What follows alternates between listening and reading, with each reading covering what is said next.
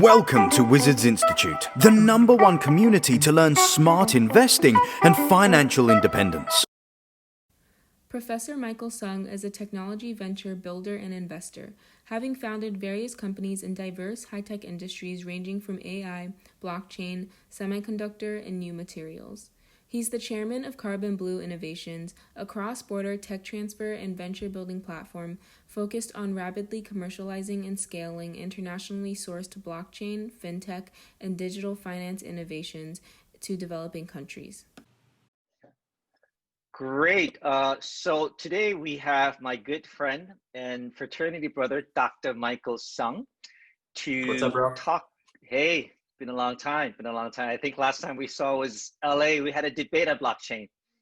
That's right. That was a couple years ago. Things have changed since then. Yeah. 2018. I think I definitely lost that debate, but great to catch up. Michael, you've got quite a name now in the blockchain space and certainly in what you're doing in China.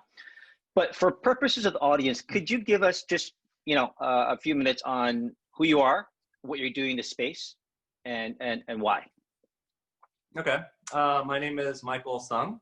I wear a couple hats. I'm a professor at Fudan University. There's a Shanghai International School of Finance, and I basically am the fintech person there. So I co-founded and the co-director for the Fudan Shanghai Fintech Research Center.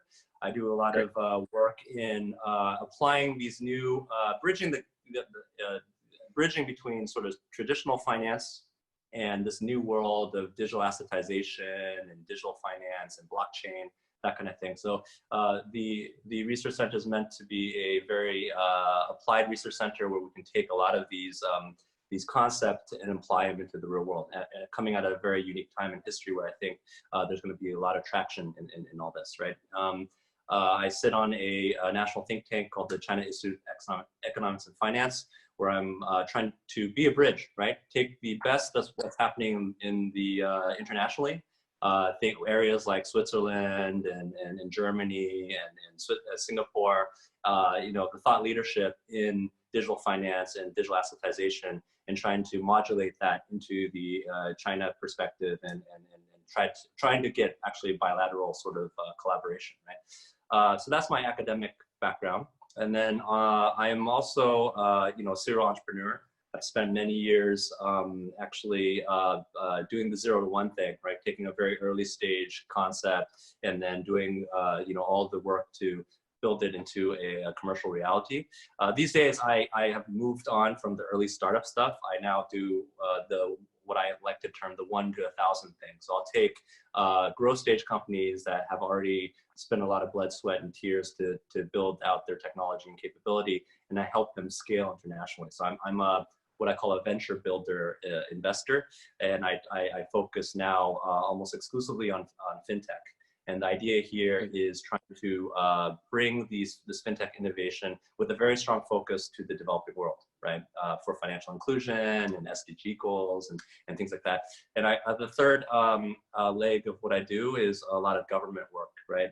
So I'm, as I mentioned, on various think tanks.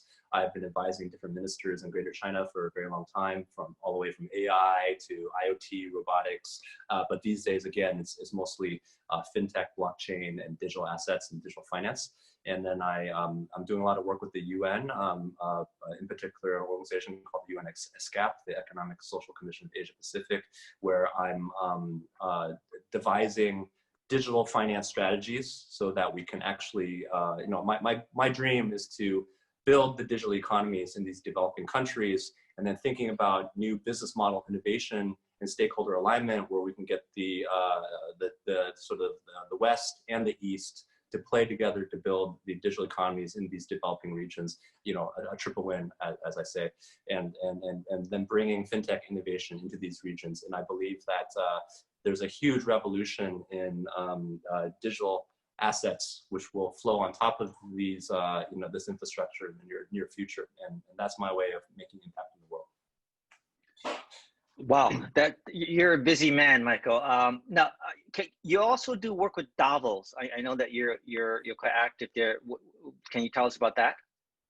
Yeah, so I got an opportunity to do like a big 3-day forum at Davos 3 years ago, and that was my first intro to Davos, and there was a quite vibrant scene. And if you remember back then, that was still when Bitcoin was at 20,000, and that year basically the whole crypto scene was in Davos and whatever. So that was my first entree into that, and since then, every year I host a forum there now through my university. We host a Future of FinTech and Finance Forum, a Future of Finance and FinTech Forum, and do a lot of work there. And it was there that the first year I had created, basically, the notion that I wanted to bridge the best blockchain and FinTech innovation from internationally into the greater China ecosystem, right? But these days, it's very interesting because now China is actually world leading in things like digital commerce and fintech and blockchain and that kind of thing. And so I'm starting to actually go the other way. I'm taking a lot of Chinese-based innovation and trying to internationalize that. But either way, I'm trying to connect the East and West. Understood. Yeah, yeah. And just one more on the bio, because I think your background, and if our readers go to your LinkedIn profile, I have not seen anybody with more MIT degrees than yourself. So you're obviously Chinese American. You're educated at MIT with probably like a dozen degrees. You're now deep in China, working with the top university in Fudan and government, so you know what's going on there. But obviously, you're well traveled, Davos, UN. So it's exciting to kind of hear your global perspective on this. But yeah, what's up with all these MIT degrees and what kind of backgrounds? What kind of? I was a little bit of a nerd, right? Back in the day. If you it might surprise you, Simon, right? But no, I was a lifer at MIT. I went from my bachelor's all the way through master's and into my PhD. I was like 3 years into my PhD doing next generation VLSI design, microprocessor design, and supercomputer design. Computer architecture, really geeky stuff. And the average age of graduation for people in my group was 8 years after their master's, right, for their PhD.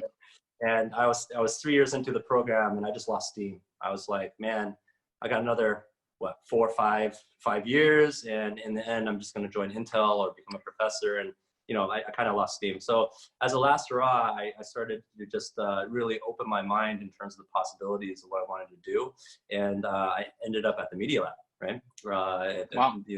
Pretty famous institution, and it was a really eye-opening, because before my world was just computer architecture with my little work group and things like that, and then now it's like nanotech and 3D printing and music theory and all sorts of very, very amazing innovation.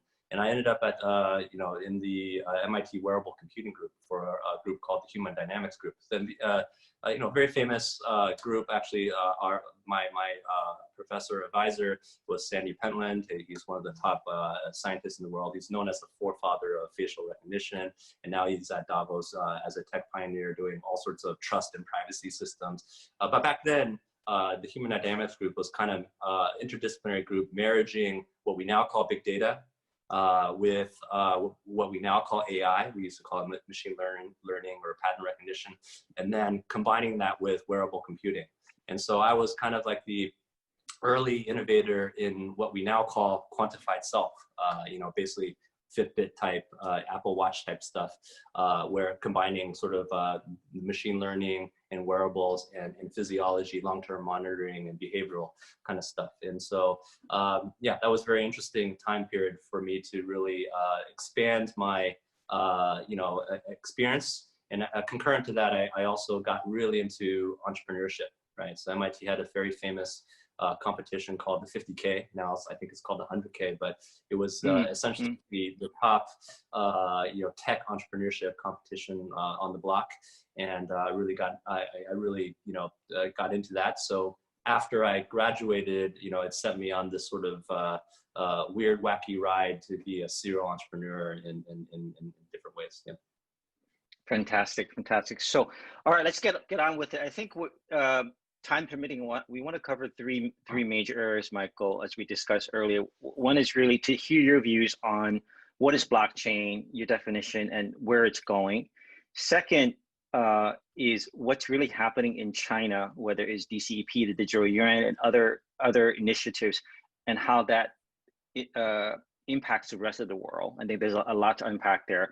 And third, since Wizards is a platform to learn investing, as is our book, sort of your views on, from an investment perspective, what we should look out for, right? So let's start with that. And maybe I'll give a background.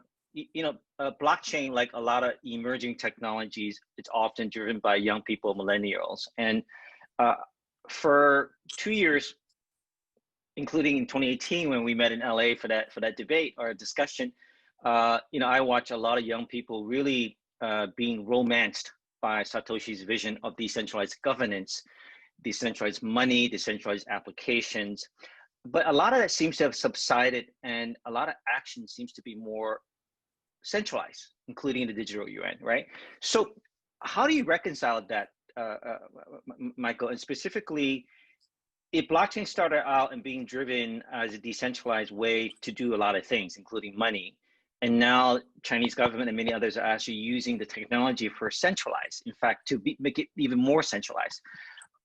How do you reconcile that? What are your thoughts on that? And what's the future of blockchain and where we are? A lot of questions, please. Okay. Okay. So let's just talk about the Satoshi, right? I mean, yeah. Satoshi's, first appeared in late 2009. This whole concept of blockchain and the associated first implementation of Bitcoin have been around for basically a decade. And yeah, I would say it's a very, enticing sort of concept, right? We have all, the whole world has been built on centralized systems since the beginning of time, right? Of humanity anyway. And so now there was this technology that will allow you to not have to have centralized authorities be in between. And as you know, there's, a lot of, bad behavior that can occur with centralized authorities, and that's why we don't have monopolies, for example. And so the sort of decentralized world, it was very alluring, right? So we have basically a lot of people just flip the switch. It's like, okay, let's get rid of governments, let's get rid of banks, let's get rid of Facebook and Amazon, and in its place will be the decentralized version of everything, which will be, perfect, right? And we call them Bitcoin maximalists, right? People who really believe in decentralization.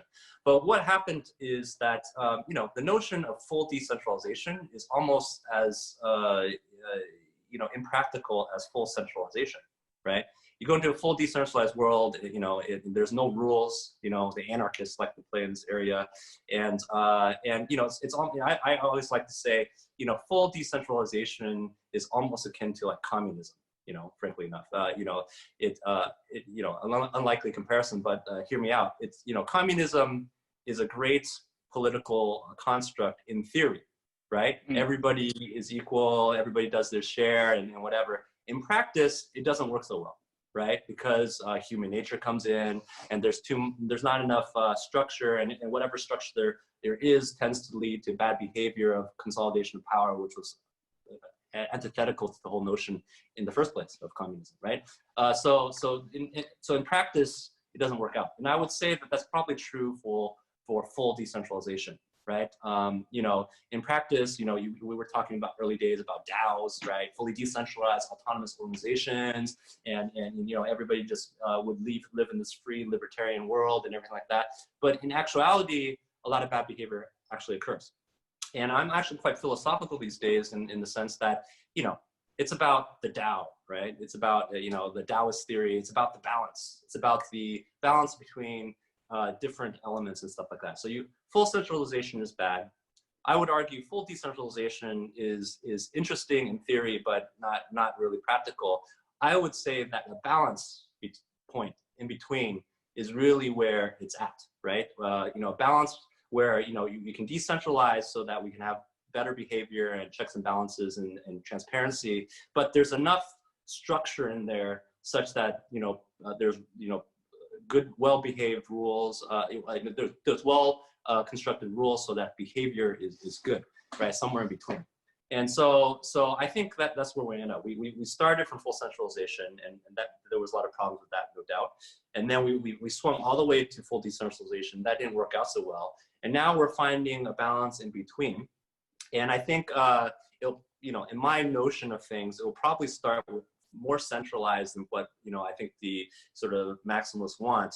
But the world will slowly decentralize more and more as the structure. I like to call it minimally viable structure. Okay, you need to have minimally viable structure such that these economic systems, these social policies, can exist, right? And short of sort of overthrowing the governments around the world, there's probably a more graceful way of doing it where they will slowly decentralize over time than flipped to this total decentralization. So I think that is actually, we're putting a lot of thought leadership at our university, right? We are living in a country where the Chinese Communist Party, or the ruling party, is a very centralized, entity, right? And they like to have things in control and things like this. But I think they're concerned, right? They got to manage 1.3 billion people, and the idea of going into a total non-rule based thing I think is well reasoned. I think there would be chaos if that happened, right? So how do we get a very centralized authority like the government to start to be comfortable with the idea of the positives of decentralization, of transparency, of checks and balances, of more multipolar sort of coordination and activity. And we're looking at what we call hybrid systems, right? Hybrid blockchain systems, hybrid economic systems, where we can get our foot in the door and get some modicum of some of the benefits of blockchain and decentralization. And it's my kind of thesis that once you get the idea of decentralization in there, it's kind of like it opens up the door, and you will slowly decentralize over time. And so we're trying to figure out ways that we can essentially take the best combinations of both these things and create systems that actually work, right? Systems that can actually interface with the institutional world, for example, systems that can actually make governments comfortable, and we're seeing a lot of disruption, right? I mean, 2 years ago, I was in Davos all those years. You would never talk about central bank digital currencies, right? It was just not discussed. And then all of a sudden, Facebook Libra pops out, and China starts doing the central digital currency. Now, Bank of International Settlements says 80% of all central banks are now actively researching or in some cases deploying their own digital currencies, right? So we're seeing this happen, a disruption of the institutional traditional world, and it's a very exciting time to be. I think this is a moment in humanity with great disruption, right? Because of the pandemic, because of the macro environment, because of geopolitical shifts, and that kind of thing. And in that framework, we have technology coming in, which has potentially fully disruptive capabilities of disrupting the existing monetary system and that kind of thing. So it's a very, very interesting time. Great. That's a fantastic intro to the space, Michael. Thank you. I want to dig a bit deeper on both the decentralized blockchain space and then the centralized blockchain space. So let's start with decentralized, because that's where Satoshi started. I believe the white paper is written for Bitcoin right after or during the last financial crises, right? And again, this is really the genesis of the whole blockchain technology. Are you seeing any true decentralized applications taking root or scaling anywhere in any space? Well, I think what has happened in the last 6 months comes to mind, where this whole DeFi space, right, decentralized finance, which is quite decentralized. It's a very credible boom. It really has gone from hundreds of millions of dollars to over $10 billion, and I think it's a veritable market that just grew overnight. It shows you the power of both sides, I think, right? The forces of decentralization, open source, the ability to take the building blocks of other people's work and sort of essentially unbounded imagination and innovation to construct new sort of financial experiments. Yeah, go ahead. So DeFi comes out a lot as an example of a decentralized blockchain application. But what product, for example, which app or which service is truly decentralized, particularly from a governance standpoint? Okay, well, I mean, that's a very interesting question. Now we talked about governance, right? So let's get back to, just before we get there, let's go back to the granddaddy of it all, which is Bitcoin, right? The Bitcoin maximalists like the notion that Bitcoin is outside of any centralized authority, and it was designed to be that way, and this is a philosophical point, right? But if you actually look at the practicalities of Bitcoin, and basically it's based on mining. If people are familiar, do we need to explain that, or can we just take it? As you could, yeah, maybe a brief one. There's a lot of info out there. Yeah. Yeah, I mean, so the idea here is that in order for Bitcoin is essentially a way to have a decentralized consensus for people to come to agreement in terms of what actually happened in terms of transactions on the Bitcoin blockchain, right? And the way they do that is through a mining process. They reward people to put the next block on the chain, i.e. put the valid transactions that everybody agrees on. There's a consensus that those blocks are valid by rewarding them with Bitcoin, right? You do a process called mining, which is essentially using computers to do a cryptographic hash kind of function, and that computation actually maintains the blockchain and maintains this consensus, but at the same time rewards the people who do it, right? So mining becomes a very critical function in what we call proof of work blockchains. In certain blockchains where you have to achieve a consensus, they use this mining technique, right?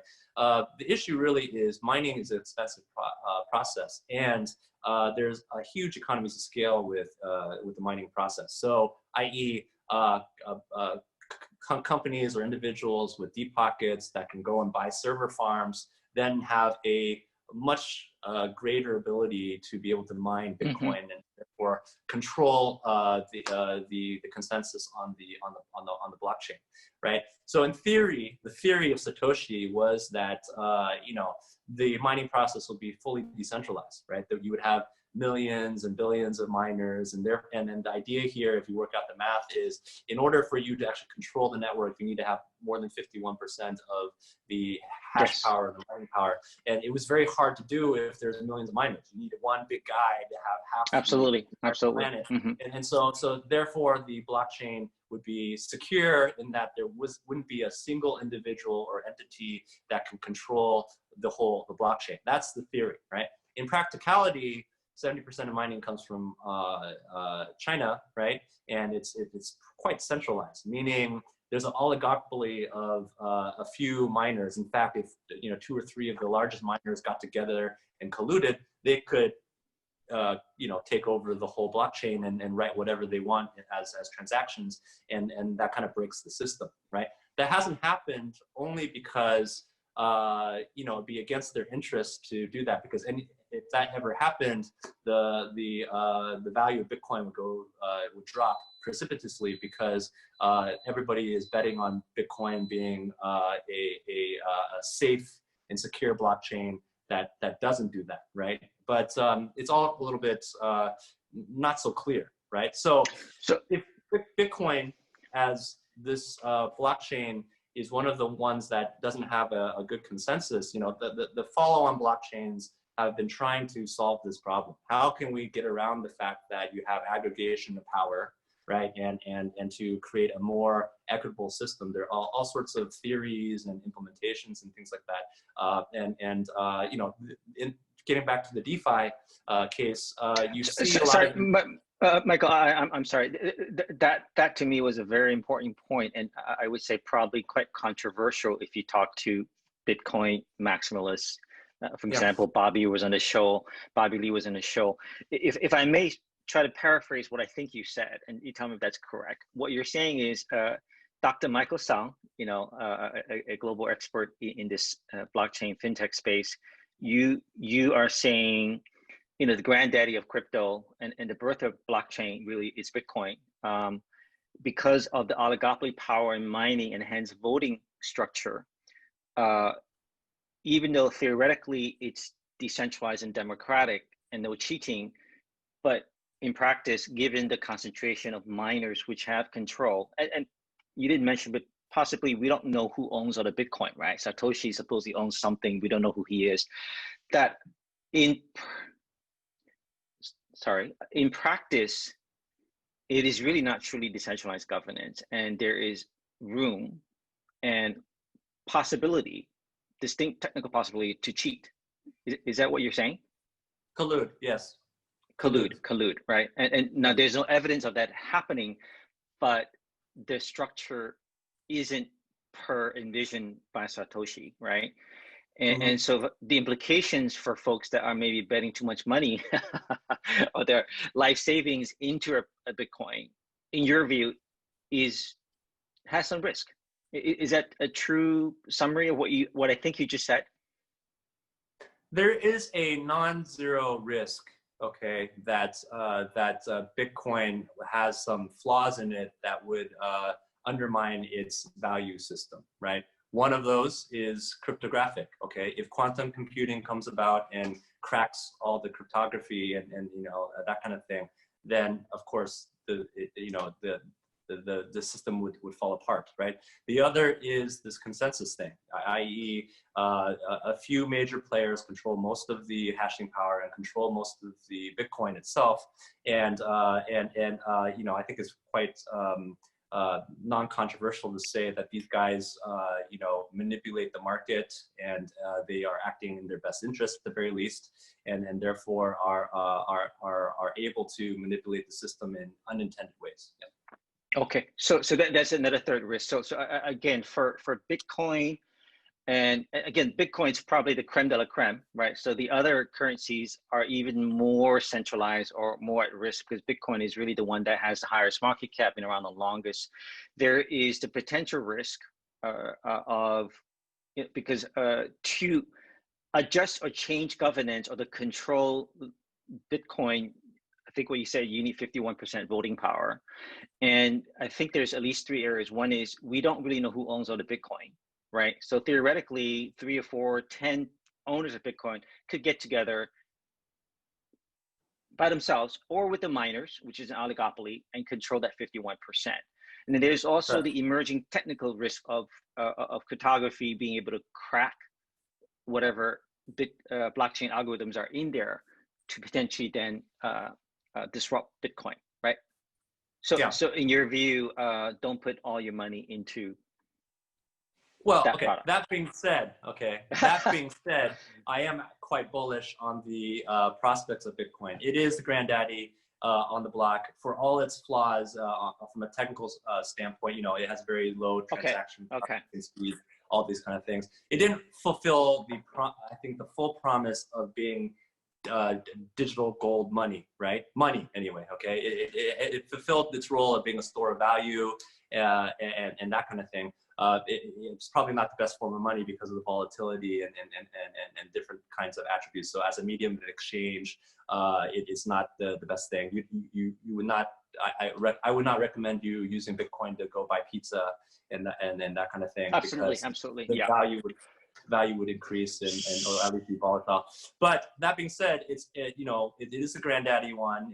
There's a term called Bitcoin dominance in terms of the ratio of Bitcoin to the total crypto market, and that's pretty high. You know, it's like 60-70% at any given period of time, and it is effectively the reserve currency of the crypto world. When you have to exchange, all these small coins don't have trade pairs directly, so they have to go through Bitcoin and that kind of thing. And I think it's flipped the switch. Like 4 years ago, when Jamie Dimon and Warren Buffett are talking about Bitcoin being a scam and whatever, you could argue whether they're right or not, right?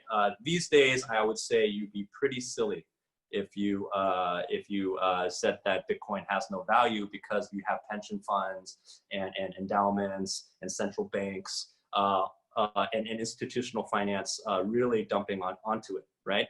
So I think it's past that point of doubt that it clearly is the market leader and it is a very store of value. And if you so it is what we call digital gold, right? And in an environment like now where things are extremely volatile, right? The world is essentially falling apart. The macros don't look good at all, and you have investors who, in these trying times, they have a flight to safety. So they fly to gold, right, is one. And you see, and I think you will see as the economy continues to worsen, a flight to the digital version of that, which is Bitcoin. So I do feel short of a catastrophic event like the quantum stuff or the Bitcoin really truly being manipulated and then having a lot of people lose trust in the system. It is here for the long term. It's the best thing in terms of the crypto world. It's one of the few things that I think will have long-term value, okay? And that value will monetarily increase. Okay. If Bitcoin or any other cryptocurrency or store of value were to have prominence, right? A huge rise in popularity, it would have been this year. It would have been this year with obviously the pandemic and massive quantitative easing. But it didn't really move this year. Why is that? Well, I think, well, first of all, it has moved, right? So things like DeFi, as I mentioned, have gone from essentially nothing to a $10 billion market in the space of 6 months. That's reasonable, and that's early on, right? If you look at stable coins as an alternative to Bitcoin, that asset class, right? A stable coin is a digital asset that is pegged in value or stable in value. There's different forms. It can be pegged to a fiat, which actually is kind of interesting because it's going backward in terms of being an anachronism, right? Pegging to an old world system, but that's how you a lot of people like stability is they like to compare it to the U.S. dollar or RMB or something like that. So stable coins have as an asset class, jumped to $16 billion in the same time frame, right? A lot because it's being used in DeFi, et cetera. But I think we are essentially at essentially inflection points, okay, in terms of the future world of digital finance and digital assetization. I think we're at the very beginning. That 10 years takes a long time, right? But if you are a student of sort of exponential progress, singularity thinking, things like that, in the beginning, even though progress is doubling, it doesn't look like it's doing very much, right? A linear effect would look a lot better. But after a certain point, you see a major inflection point, and we're at, I think, in that inflection point. Meaning, I wouldn't bet on necessarily even that Bitcoin will forever be show the dominance that it has in the crypto market. I think there's some transitions happening now, and I think actually this year is probably one of the most interesting periods in the history of humanity, frankly. Okay, because of the pandemic, because the macros are indicating that we're maybe if you read Ray Dalio and his thinking, the sort of confluence of those short and long-term debt cycles, and we might see a global depression, the likes of which the modern humanity has never seen. And in that time period, we have the maturation of the concept that Satoshi came up with 10 years ago, which is the digitization of value. Okay, in the first maybe to take a step back or frame it a little bit better, the first digital revolution of the internet 20 years ago, okay, was the digitization of information. Right, so we took information from offline computers to your library books to whatever information was lying around, and we digitized it, we made it online. And in so doing, we made it free. We democratized its access to everyone. And because it was free, we demonetized its access and all the new business model innovations that came about in the digital economy. And the digital economy went from 0 to now over 40% of the S&P 500. If you looked at the tech industry, which is mostly digital economy companies, that's 40% of the S&P now. And that's going to shoot up even more post-COVID when everybody wants to digitize. If you look at the world now, offline businesses are suffering dramatically. Online businesses have doubled or tripled in the last few months, right? Amazon, Jeff Bezos, never been richer, right? And so there's a clear trend that digitization matters, right? Now, the next digital revolution is the digitization of value. Okay, that means that anything of value now can be digitized. Okay, whether it started out with Bitcoin, which was a virtual asset, but it could be bars of gold, it could be works of art, it could be real estate. The last two examples I gave, those are extremely non-fungible asset classes. Real estate is a $216 trillion market. It represents 60% of global wealth. And if anybody who's tried to exchange real estate knows how painful that is. But now we can fractionate its ownership. We can actually tie it to a digital asset. And now I can zap it, my shares of a piece of real estate to you through my wallet with no intermediaries at zero cost, and and have total transparency in doing so. That is game changing, right? And it's not even just that. We can even go to digitize anything of sort of abstract value. San, your future prospects as an entrepreneur could be tied to a digital asset. Those revenue streams of your future salary and the money that you make can be legally, attached to a digital asset. And I can start trading Sandcoin, right? This sounds a little bit far out, but then you compare it to the stock market for stocks, and it's exactly the same thing. And that's exactly what digitization does. It democratizes the access to these technologies and new business model innovation to everyone. Right? Before, only people who had millions of dollars and access to Goldman Sachs can go and list on the New York Stock Exchange. Tomorrow, San will issue his own coin and click a couple buttons and be able to digitize his future net worth. That's game changing. All of that is happening pretty much right now. Meaning the ideas have been around for quite a few years. The first wave of ICOs in 2017 when we had that debate, it didn't really pan out, right? But the new securitized, regulated forms of that are coming out. We call them STOs and things like that, which are just getting off the block. In addition, we have much more rigorous, thinking in terms of how to digitize and tokenize digital economies and things. And so the technology is maturing, right? Going from Bitcoin's 10 TPS, Ethereum's 100 TPS, to tens of thousands of TPS. Some of the blockchains are going to 100,000s or more.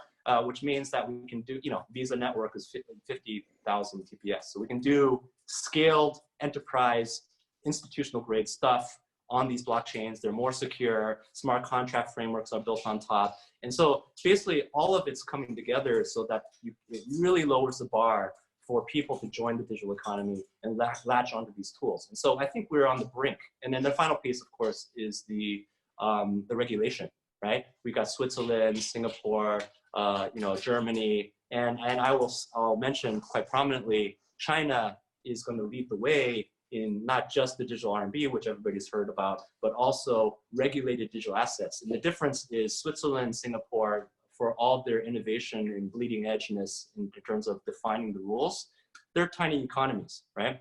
But when China decides to do it as arguably the world's largest economy by PPP, it's going to flip a switch on the whole world. And that's basically happening right now. So we have technology maturing, we got regulation, getting up to speed, we got the business models and the tools to be able to, for everybody to join and to do things simply without paying and a bunch of engineers and great cost. That's lowering the bar. And it's all coming to a head in the perfect storm post-COVID, where everybody's trying to drive digitization. Every country needs to figure out ways to do cross-border payments and get access to credit facilities and stuff like that. It's all coming to a front right now this year. So I think it's the most exciting period of time for the next digital revolution. And I think it's a very important thing because I was, I'm going to show my age here. I was a undergraduate that graduated in '97. Okay, and I was just a little bit too young and naive to really catch that internet wave, right? By the time I got with it, the bubble burst and whatever. It's been 20 years, and so I'm actually acutely aware, okay, of timing. Okay, I missed that first wave, and I've been waiting for that second wave. And now it's almost an exact analog to what happened 20 years ago. The straight up analogies and modems and speeds were so low, so people were like, oh, what's this internet thing? But as soon as modem speeds hit a certain point, like where you could actually have interactive web interactions that drove like e-commerce, right? It's the same exact type of stuff, right? The people who poo-poo blockchain, right? And they're like, oh, well, it's not practical, whatever. They're not a student of history. There's exact analogs that have happened before, right? And so if you have been in that generation like you and I have, you can see that wave coming. And that wave right now is literally 100, 1,000 times larger than the original internet wave. Why? Because now digital finance and digital assetization is not only the next digitization of value, but it's also ties into fundraising. Right? The ability to do finance stuff, digital finance stuff. And that combined with the technology, with the business model innovation, is a general purpose set of technologies that cuts across all industries. It doesn't matter if you're baking bread or you're an artist or whatever, you can tokenize your artwork, you can fundraise with it, whatever. It's really, really game changing. It's gonna basically massively financially include the whole world, right? We got almost 2 billion people unbanked, right? They can't get access to a bank, but now if they have a cell phone, they're going to be able to do cross-border trade, trade and trade finance, and they can tokenize stuff and whatever. And the bar to doing that will be a couple button presses. It's not going to take an engineering team of blockchain specialists. So I think it's a very exciting time. Man, I could feel the energy and passion all the way from Shanghai here in Toronto, Michael. So thanks for that. You mentioned China and sort of you alluded to investment opportunity, and we definitely want to save time for that. But I need your help. You're a young man compared to me. My old brain is just, I really want to get through this intellectual question, which is, a lot of the excitement and, if true, the investment opportunity comes from decentralized applications, DeFi, decentralized finance, which supposedly is enabled by blockchain. Okay. Now, centralized blockchain like digital yuan, there we can talk about that too. So just one more question here, Michael, is are you seeing any real decentralized applications, whether it's finance, money, or any other things that are truly working on a decentralized way? If so, what is it? And if you're saying no, it's not going to happen because of technology issues, because of governance issues, because of regulatory issues, for example, tied to money, then the focus of investment is really on the centralized part of blockchain, right? So I want to just kind of try to square that away intellectually to see if then that drives the investment question. Okay. Well, like I said, basically, full centralization, has its bad behavior. Then we flipped all the way to full decentralization, and the first versions of that haven't worked out. I'm not saying that it won't eventually work out, okay? But I think the first versions have not proven to be able to get traction, right? And I think the second or third, or now we're in 5th generation blockchains. And we went through an ICO craze, and now we're going through this DeFi boom. It's getting better and better. I mean, I would say that DeFi, some of these protocols and things are genuinely much more decentralized. I mean, the ones that are built on Ethereum, we have Wi-Fi, right? We have a few of these protocols which are quite decentralized, and in their experiments on the governance side. The first versions with those ICOs, I think everybody was a little too, they talked about decentralization as a story, but in the end, they just wanted to money make, right? So they held a bunch of tokens on their own, and that kind of thing, and it wasn't very decentralized, right? We see that in some of the earlier sort of second and third generation blockchains, right? But now we're in fifth, sixth generation, whatever however you define it, and people are becoming a little bit more enlightened about it, right? Some of these DeFi protocols, the governance, right, has been given up completely, right? And some of the designs of those governance tokens are fixing the problems from before, right? That being said, how does that work? Can you give me how does that work? I've never personally seen, although I have looked at how does decentralized governance actually work? Can you give an example of somebody that's actually doing it that works? There's no cheating and there's no, if Bitcoin doesn't work technically, right? How does has somebody figured this out? How does the system actually implement on a scale basis?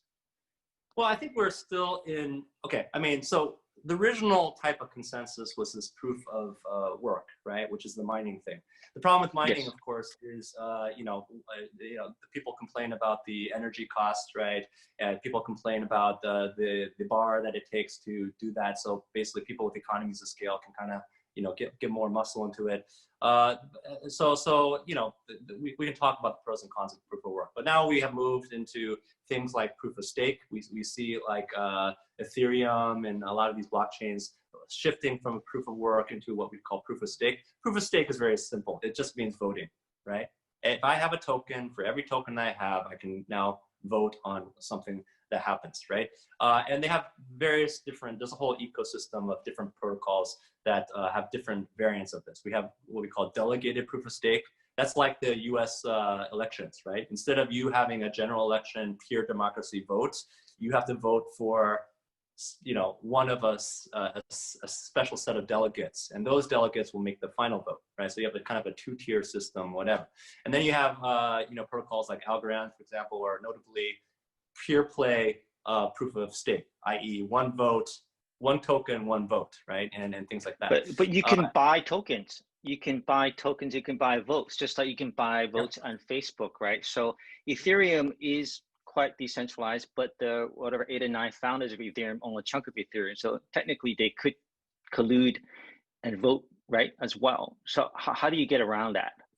Well, again, I'm just going to cut through all the story of it all. I mean, Vitalik, right? It has a very undue and a large influence on Ethereum, right? Not one because he holds a lot of Ethereum, but even outside of that, I mean, he's kind of the spiritual head of Ethereum. If he decides to veer left, the whole community is going to veer left. So I asked a basic question: is that a decentralized system? Right, from that standpoint, it's not, right, frankly. So that being said, I've interacted with Vitalik before. I mean, I think he is truly a believer in decentralization. He's trying to make Ethereum 2.0 and fixing all the problems of the first version, and we're going to get there, but is it there now? Not really, right? And so I think, again, there's evolution that's happening, right? I think an interesting example these days might be Tezos, right? Tezos has what we call a self-healing chain. One of the problems of the early blockchains is something called hard forks, right? So if you have, kind of a split sort of community in terms of what people want to do about certain things, there wasn't a graceful way to solve that. And what would happen is, the two camps would just split up and then take their constituency with them, and then the blockchain would just fragment into two pieces. And then that's good from the sense that that's a mechanism to evolve, but it's not that graceful in the sense that if you look at Bitcoin, there's probably, I don't know, 50 variants of Bitcoin and Bitcoin Cash, Bitcoin Gold, and all these things. It's arguable whether it's good for the ecosystem, right? So what Tezos does is it actually has a mechanism for voting so that the decision can be made in a voted way, in a way that's governed in a graceful way, such that the blockchain can evolve, but it won't fragment, right? It won't hard fork, like you say. And that actually is an important characteristic, because if you, let's say you want to build a central bank digital currency on top of it, right? they don't want to have all these bad behavior kind of things. So the unknown behaviors that would affect an international monetary system level of effect, right? So I think having some sort of a graceful way of doing these things is important. So we're seeing evolution of these thoughts of governance in a way where we can slowly, gracefully move forward. Yeah. Gotcha. Sorry, this is just a fascinating topic for me. Last week, we were able to interview Kai Wu, who runs a hedge fund here in the States.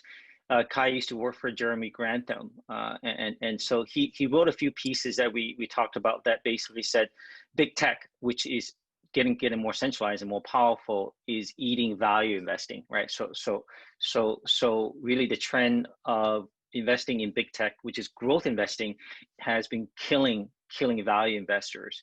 And then he wrote another piece that talked about really investors that really won in the past decade or two are the ones that invested in monopolies or oligopolies.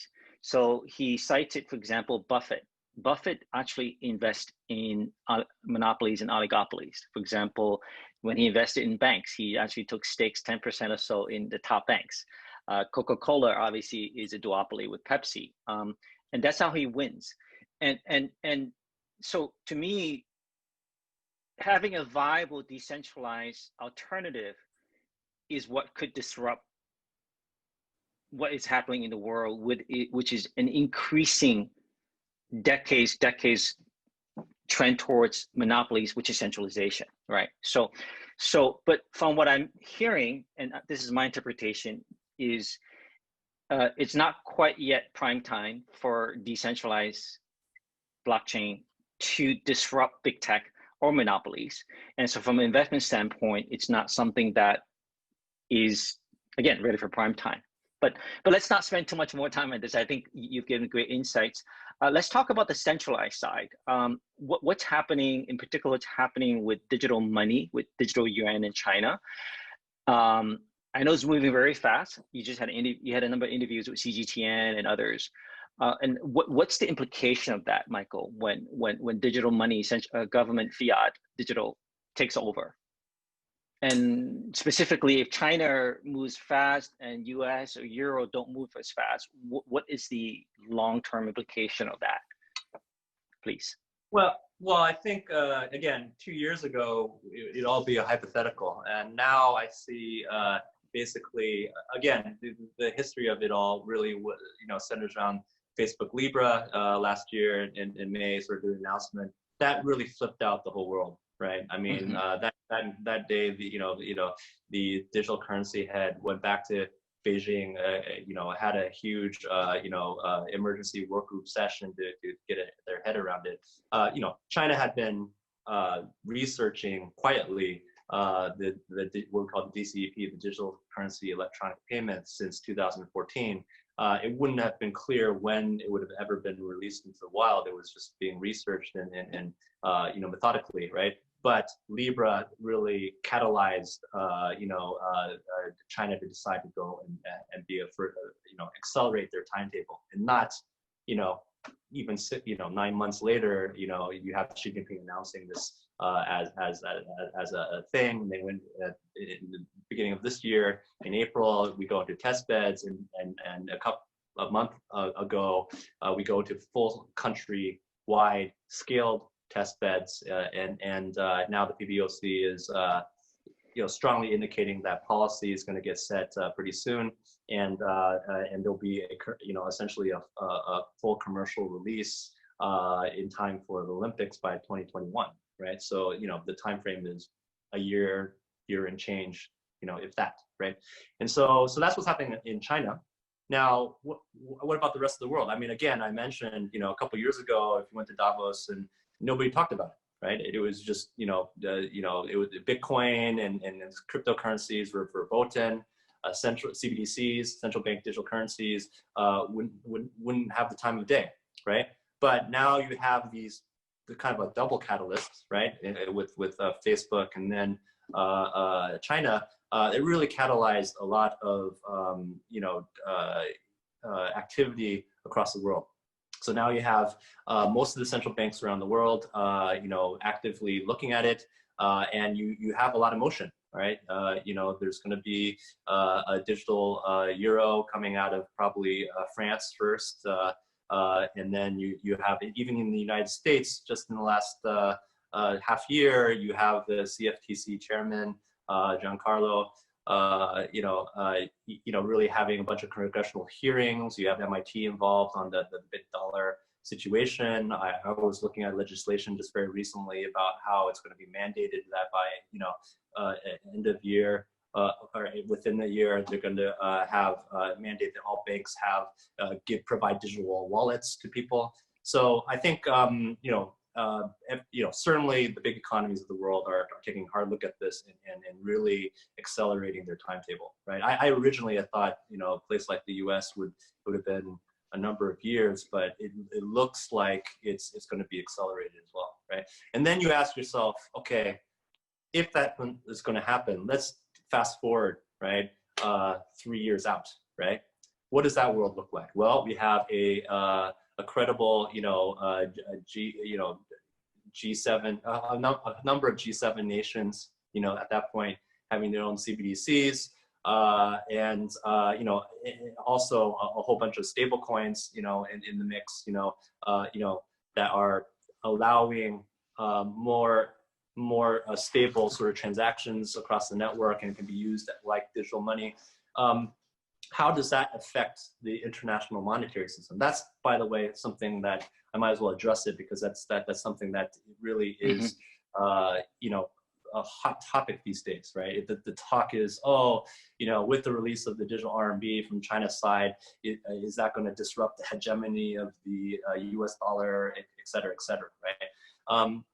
I would say it's slightly sensationalist. Why do I think sensationalist? Because, you know, it doesn't matter what form of RMB it is. I mean, it's quite clear that the People's Bank of China, the central bank in China, still wants to control its monetary supply, right?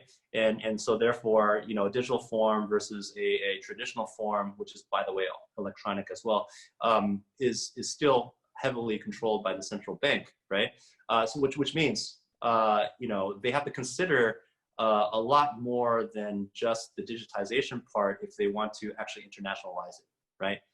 If you don't have open capital accounts, right, you don't have convertibility, i.e. to be able to exchange your digital RMB back to something else, then you can't really internationalize and become a global reserve currency or something like that, because nobody would use it, right? And so, that decision making is going to be a much harder decision, right, for the People's Bank of China, because there's all sorts of other economic considerations and concerns that they have. So opening up the capital account for RMB is going to be a slow process over years. So it's not like, okay, the digital RMB is going to come in and tomorrow is going to take out the US dollar, right? But I think a pertinent thing to say is that, you know, again, fast forwarding 3 to 5 years, and now we got dozens of CBDCs, right? And they're from credible economies. And then you ask yourself the question, will these economies want to trade with each other outside of the SWIFT system, or outside of needing to use the US, you know, settlement networks and things like this, or even using the dollar as a reserve at all, right? And I think that has to be discussed, meaning, you know, the US, you know, system, right, that has existed for 75 years, you know, from, you know, World War II, Bretton Woods, you know, it's 75 year system. I was actually at the 75th anniversary at Bretton Woods, and, you know, that's a long time for technology or, you know, any type of system to exist, right? And so, and it's arguable that system doesn't really have the dynamics that a lot of the world wants, right? And so I think if we're just being open about it, I think there has to be this catalyst system of change because of the technology, which has forced a lot of central banks who didn't want to think about it to now think about it and actually implement it, play catch up. And in that world, when they all issue, there has to be some different system that emerges than the one that exists now. Now, in that, I don't think this means like the hegemony of the dollar, you know, the downfall of the US or anything like that. It just means that it's got to be more multipolar, right? And arguably speaking, that's not a bad thing, right? To have only one big lao da, right? One big guy who can, you know, dictate everything else, it isn't best for an international multipolar world that we find ourselves in. And so I think that new system has to account for the fact that there'll be new players, and it has to be somewhat representative, right, of the economic realities of that time, i.e., you know, one way of thinking of it would be, you know, depending on the size of the economies of these different countries, there should be some sort of weight to how it affects different things. People are now starting to talk about what we call supranational currencies, right? Currencies which are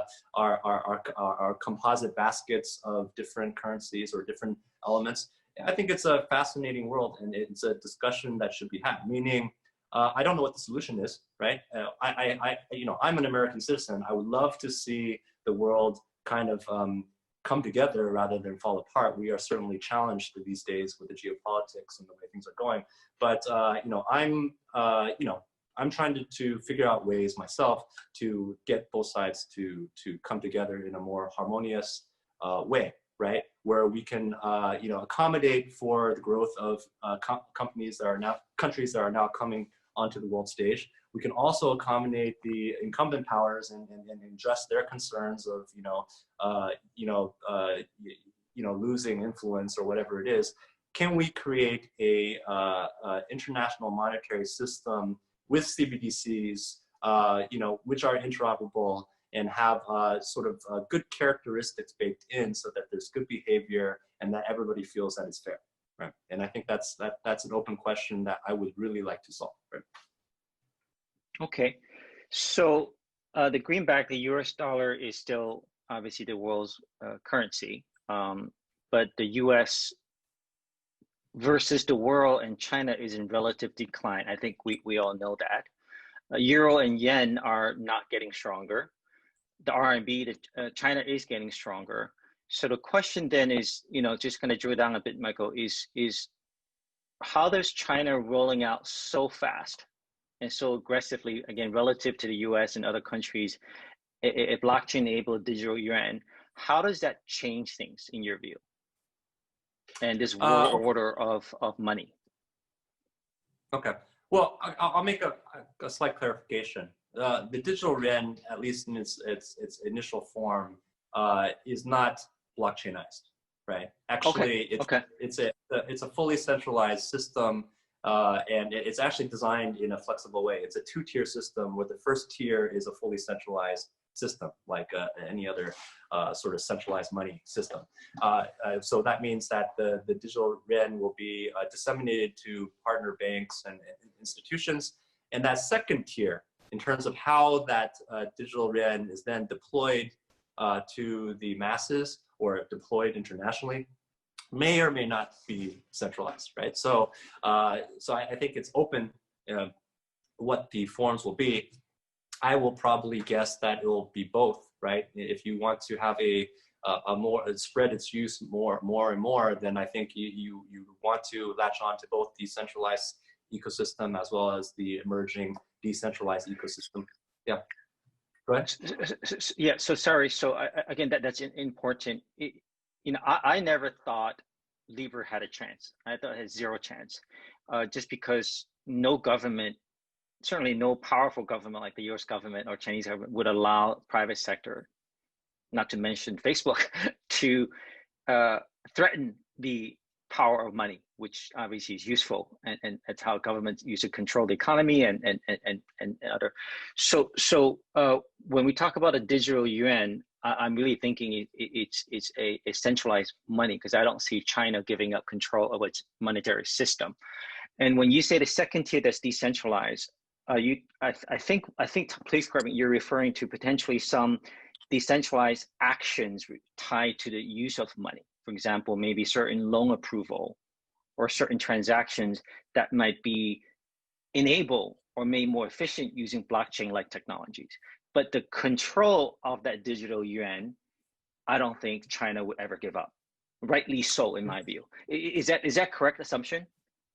Well, let's define control. It's the issuance, the control of the issuance of the digital yuan will be in the control of China, and actually any central bank, there's not a central bank who wants to lose their monetary policy. Absolutely. That I agree. So that's centralized because, by definition, centralized, and they want to control the issuance so they can control their monetary supply for good reasons, right? They want to, maintain the economy and that kind of thing.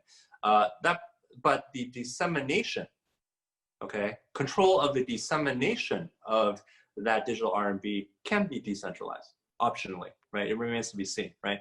Meaning instead of just going over, Alibaba or WeChat or whatever the Union Pay or whatever the centralized version is. Sure. It could be an atomic swap to Understood. Okay. And then that part is a little bit different, right? Yeah. Okay. Thank you. So China is doing all that. And I think from your previous interviews, we know China is moving much faster than other countries, including the U.S. So again, how do you see this playing out, Michael, in the next 5-10 years, in terms of if China does this massive deployment of the digital yuan, how does this impact sort of the relative power monetary system? What's your crystal ball telling you? Well, I think this is a very interesting transition point, as I mentioned, right? I mean, frankly speaking, China is really starting to accelerate its development and take leadership in technology and take a more influential role on the world stage, right? And I think, in my opinion, that's going to accelerate. I think, if you look at the systemic advantages of China vis-a-vis, the technology and the fact that it has such a large domestic market on its own, that it could be the supply and demand and dictate some of the dynamics in a very centralized fashion, right? And then also the synergies between these technologies. China's going to take a world-leading position in AI, right? In digital, it already has a world-leading position in digital commerce, and it's basically taking leadership in now in fintech and digital finance and blockchain, and then in 5G, and all these things can be unified to have additional sort of synergistic effects as well. That's going to propel China forward in a massive way in the years and decades to come, right? And so I think it should be a foregone conclusion that China will continue to, if you just look at the trends, right? And you can see that China will eventually overtake the US in terms of the size of the economy and that kind of thing, right? But at the same time, I think, I have to say, again, being a sort of a Western educated person, but living in China these days, I see, really, I see China trying to evolve in a harmonious manner, right? I mean, they're really trying to focus on economic development, bilateral trade, and they just want to be, recognized for the position that they're in, which is as a emerging global superpower. And I think the reaction from the U.S. has been, less than collaborative, right? I mean, to be frank, right? I mean, and we all know what this is, and we talked about it ad nauseum. This is the whole Thucydides trap, right? This is when, and this has happened, time and time again through history, where you have an incumbent power and you have a rising power. This will happen with Sparta and Athens, thousands of years ago, and then it becomes economic game theory. It's like before the second guy gets too strong, I've got to take him out, because if he gets too strong in 10 years, I'm going to be in trouble, and it's because of a lack of trust, right? And so we have this sort of zero-sum game, kind of gamemanship that's happening, and you see it, playing out in a textbook fashion, right? Now, that is what happens, right? We've already understand, things like, the game theory behind it. I mean, there's this thing called the prisoner's dilemma, which is a very famous game theoretical outcome, which is basically, in a nutshell, there's these two prisoners, and they got to determine whether or not to rat each other out, because if they do, they get better treatment. They end up economically better, right? But in theory, if they work together, they both get out of jail free together, and it's the best outcome of all. But they don't trust each other. And the game theory is, if you don't trust the other side, you're gonna try to screw them over first because you don't want to get screwed. Yep. Right? That's basically what it boils down to.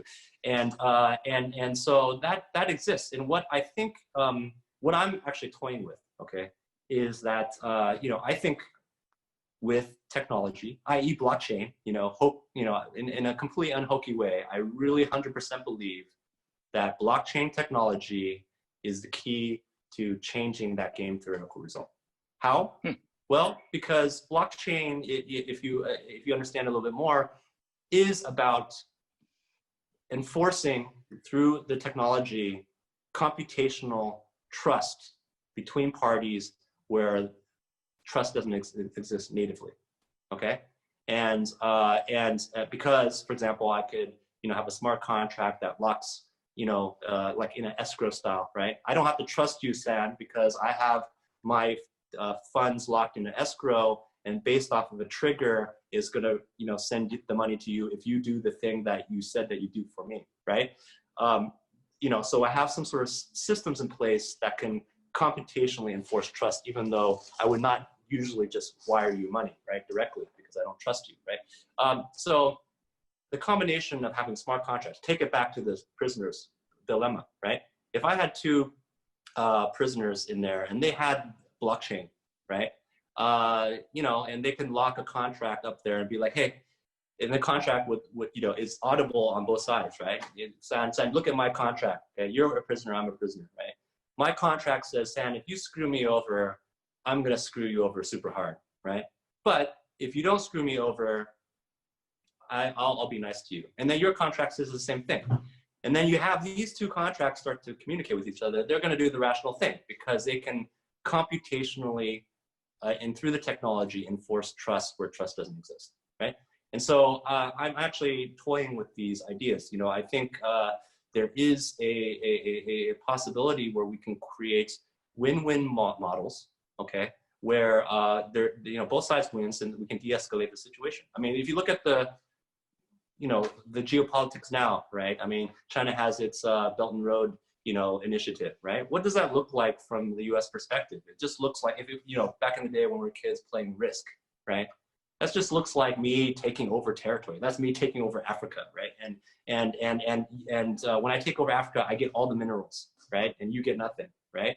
And so of course, you have a negative reaction from the U.S. What does it look like? How different would it be if we go and, what I want to do, okay, my idea, okay, and this is what I'm working with the UN is to sort of contemplate these type of things is, post-COVID, is established that everybody needs to get up with the digital economy. And these developing worlds, they're struck the most in terms of the suffering because they are all offline, right? So if we can go and build the digital economies in these developing worlds, right? But we use digital finance techniques, tokenization and techniques such that we can incentivize the participants. And in incentivizing the participants, we can get both sides to play. So it's not just China, taking over resources, right? We'll get China AIIB to invest in the infrastructure, but then we'll get JP Morgan and we'll get a bunch of US side investment banks to also put money in. And why would they put money in? Well, typically, investing in economies in the developing world is very risky because the infrastructure may or may not pay out just by itself. But now we can go and tokenize the future value of that entire infrastructure, which means the future consumption value potentially of all the participants that dump in onto that infrastructure. And then looking at those digital finance results, you can actually create economic structure, economics such that it's a positive ROI for everyone on the board. Let's say we can do that for basic infrastructure in developing world. What does that look like? That looks like China making money. That looks like the US making money. That looks like the people in those developing countries, prospering as well. That's a triple win situation. And I think that, if we did a couple of those things and then we can scale it into something that actually looks something that can actually be generalized, we're going to turn away from the warmongering that's going on right now. I mean, there's a NGO called ICC, International Chamber of Commerce. It was formed after World War I, to foster trade between nations to prevent the next war, right? The thesis is if people trade and it's more, fair, right? It's not zero-sum game where I'm just kind of gangstering your stuff. Then people will opt to, be prosperous together than try to, do the zero-sum game thing and worry about, taking someone else out before they take you out, right? And so, we're certainly, a long way from that right now. But I think there's just one or two working cases where I think we can flip the switch. And I think that's worthwhile doing. That's what I'm trying to do. Yeah. Great. Michael, I know you've got another meeting coming up. So the last topic, we only have a few minutes. What is your advice to investors? And I'm not talking about trading or doing short-term ICOs. For every $100 of, let's say, our reader or our audience of money to invest, let's say on a 10-year basis, how should they play this blockchain, DeFi, digital finance space? How would you advise them to invest? It's a broad question. I'm just curious. How would they allocate that $100? Okay, without knowing the sophistication of the investor, okay, because that's a very important aspect of this, right? I would say, well, I mean, I fully believe that we, as I've mentioned throughout this interview, that we are on the cusp of the next digital revolution, and that this is a perfect storm, and that after 10 years of light progress, we're going to see a flip of the switch. So it is like I said, if I said something like in the year 1999, it's like, hey, you should invest into this internet thing. Okay, of course there was a bubble, right? But bear in mind, after the dot-com bubble, that's when eBay and Amazon and Google came about, right? Yep. So I think the short-term cycles aside, the long-term perspectives of investing into the next digital revolution is where it's at, as opposed to, say, traditional investments, right? Traditional investments will give you your sort of linear return or whatever it is in the best of cases. The non-linear alpha, the real quantum jumps of return will come by investing in the digital disruption. Okay, so that's point number one. Now, where do you invest? Well, I think that's a little bit of a crapshoot. If you invested into ICOs, depending on when you invested, and you could have made out like a bandit, or you could have lost your shirt, right? So the short-term timing, I think, is not it's very hard to time, and that's playing out also in DeFi right now. I mean, 2 months ago, people were making thousands or 10,000% on all the assets that they were staking. That's a good return. But that's just dropped in the last couple of weeks, in half, basically, in some cases. So I think timing the market is very difficult. I will say that, again, that as a proxy for this, at the moment, okay, Bitcoin ain't bad. If you look at the historical perspective, I think somebody did this study. If you bought Bitcoin in 97% of the time periods, basically outside that little strip, like with the run up to the 20,000, you made a positive return. And in most of that time period, that return, I've seen charts where it compared Bitcoin with basically every other asset class, right? You have asset classes making 5%, 2%, 5%, 10%. It's all in the low double-digit percentage ranges, in the extreme. Got it. And then you got Bitcoin with 2 or 3 extra zeros on the return, right? 1,000, 10,000%.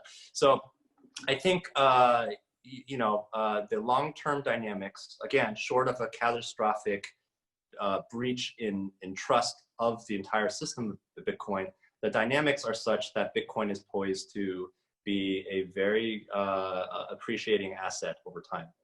Because it's computationally limited to 21 million Bitcoin, because institutional adoption of crypto in general hasn't even yet begun really in earnest. And already, you see that uptick. So I think as a proxy, if you're a very unsophisticated investor, I would not advise you to invest into DeFi or these things because, it's just too messy. I don't even play in that space. I'm a business model innovation specialist. I run a fintech research center. I'm very interested in that space academically and also from the standpoint of business to see how we can take that business model innovation and do a more institutional grade thing. Okay, so I'm pretty in there, right? But I would be very uncomfortable trying to figure out which protocol to invest in and betting on the backgrounds of the people who are running those protocols, in a transparent and professional way. So I don't know if I would do that, but I would bet on the industry, meaning infrastructure in the industry, right? So I mean, there's this old saying, of course, that everybody heard. In any sort of gold rush, it's not the people who speculate, it's the people who make the picks and shovels in the original gold rush, right? Sure. The people who build the infrastructure. In the first generation, those were exchanges, right? Centralized exchanges. What's the next generation? It's the people who make the stable coins, the people who make the liquidity backends, the custodial platforms, the digital wallets, the cross-border payment rails, the digital identity. This fundamental infrastructure, I think, is poised for success. And you see that playing out, right?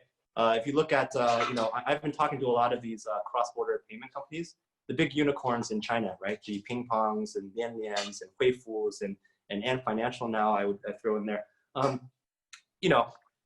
They like to say that, 10 years of growth happened in the last 6 months because of COVID, right? For their business in terms of adoption rates, right? I bet on those guys. I mean, those guys are going to go gangbusters. Cross-border payments is something that's here to stay, and it's only going to, it's going to be the panacea to solve the world's problems at this point. So those type of infrastructure companies, I think, are good bets. Yeah. Okay, great stuff. Again, let me try to put this together. You're obviously passionate and believe in the space. This is a great time, akin to sort of the pre.com days where they emerged today's big tech. You don't see any specific companies that you can recommend, but you are recommending potentially taking some of the infrastructure or the plays, with example Bitcoin being sort of a proxy. I think that's consistent with some of the early VCs, for example, Fred Wilson from Union Square, Tim Draper that invested in blockchain, saying, in the .com days, the store of value is in the form of a stock, the Google stock, the Tesla stock, whatever, eBay stock. And I heard even this, 5-7 years ago, that the store of value in the blockchain space is not necessarily a stock, but potentially an Ethereum or the Binance Coin, BNB, or Bitcoin that enables some of these applications and services. Is that correct? And so if you were to play the space, then buying up some of these coins that enable, that's great, that enable this, is that your son? That's my son. I'm going to say hello. Okay. Hey, how are you? All right, he's even more handsome. But and then as another proxy, potentially betting on some of the major digital money players like Ant and others. So that's great advice. Michael, you have to go. I think wow, this is amazing. I think we had a great session on sort of history of blockchain. We had a very fascinating, I need to slice through decentralized versus centralized blockchain applications. You gave us some great advice on where to invest and what's happening in China. How do we find you, and how do our readers sort of keep track of you? Okay. Well, you can always find me at my university. So, I'm would love to find collaborators. I'm really, actually, just maybe a final word on positioning. I'm really trying to, again, be the sort of connector of the international ecosystem into the greater China ecosystem, right? And I think there's huge opportunities here. I'm actually quite tied into, for example, the Swiss digital asset ecosystem over there. I work with CFC, the conference, and quite a few of the ecosystem people. These guys are leading the world in the regulation and the thought leadership and the innovation, right? But again, the market's pretty small. If we can take that thought leadership and transplant that and develop what's going to happen on the mainland, that's huge. Because again, maybe a final word. It really looks that China is really against crypto, right? They banned Bitcoin, exchanges, and now they're trying to phase out Bitcoin mining, and they kicked out Binance, and it doesn't look like they're down with that at all, which is true, okay? But it's not that they're down against digital assets. I make that distinction. They're not supporting unregulated use cases like ICOs and whatever. But the regulated version, okay, is something that they're heavily supporting, like a CBDC, like the regulated, STO versions of what's going to happen. And I have a front row seat, and I have to say, it's hugely exciting. Meaning, I